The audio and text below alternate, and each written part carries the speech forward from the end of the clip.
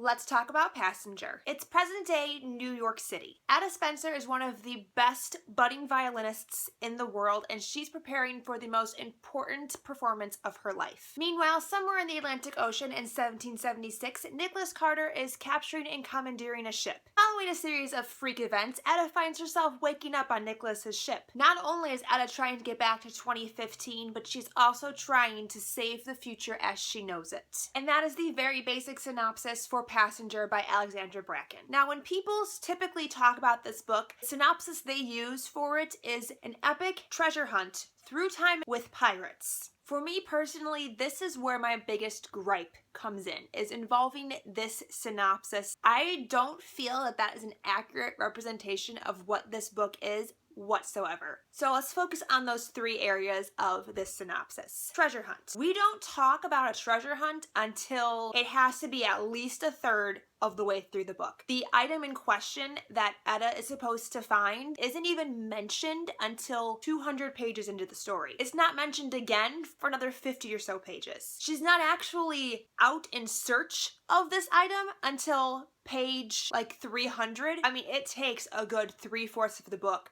for that storyline to come into play with this treasure hunt concept, which plays into the time travel aspect as well. Ada's from 2015, she gets thrust to 1776, and that is the only time travel that is happening through the first 350 pages of this book. The majority of this book takes place in 1776, and the very end of the book, the last quarter to third of the book, Nicholas and Ada start to go off on this grand adventure, utilizing this time traveling aspect. Okay, so then the third part of that synopsis, pirates. They're more of like privateers who are helping the American Navy defeat the British Navy. So, I mean, that's not what I think of when I think of pirates. So as you can see, this is not a very accurate depiction of what this story is actually about. It definitely misguided me in going into the story. Like, I thought it was going to be a group of pirates after another group of pirates searching for an item through time, and there was going to be a whole lot of action and craziness happening. I just didn't feel like I got that from this book. A more accurate description of this book would be a young girl from 2015 is sent back in time to 1776, where she meets a young black man. Through a series of events and through some circumstances involving the time travel-ness-ish,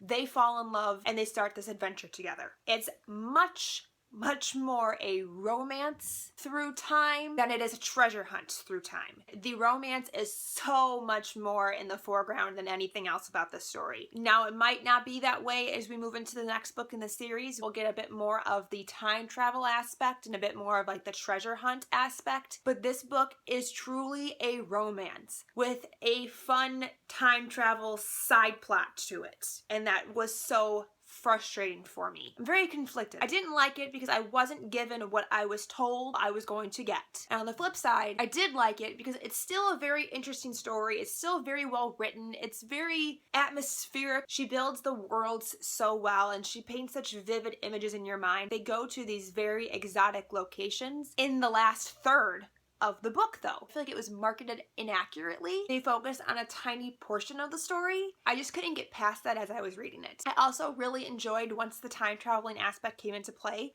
how it was developed. Alexandra Bracken came up with a very unique way of doing time travel, whereas I wasn't confused. It wasn't a confusing concept. The way that she told it was just very well done. She had it fleshed out very well, but I really liked the mythology she built for it. I really like where the story is going. I really like the conflict that she has set up for us, but it's a conflict that takes a long time to develop. Once again, I just felt like everything that's marketed to the audience takes 300 pages to develop. Not even the beginning. The first like 3/4 of the book doesn't have the same tone as the ending of it because there's no adventure time travel aspect to it. It's just her in 1776 trying to fit in and her learning about this secret world that she didn't know anything about. That was another thing that I found kind of a turnoff almost, is it felt like something I've read before, but just with time travel instead of some demon, fairy, angel, vampire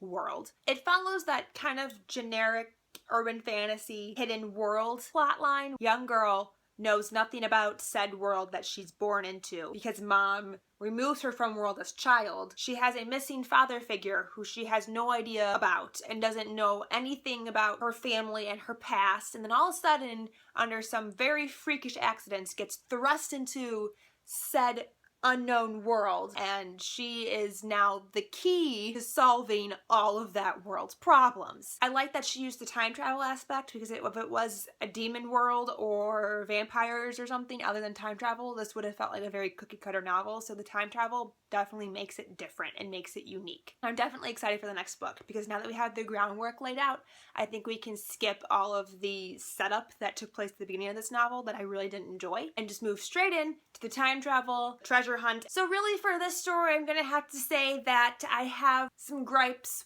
with the hype. I can't fully back this one and say go out and read it. It's really a story you have to decide for on your own. Thank you guys so much for watching. My name is Jordan. Until next time, I will see you very soon. Bye!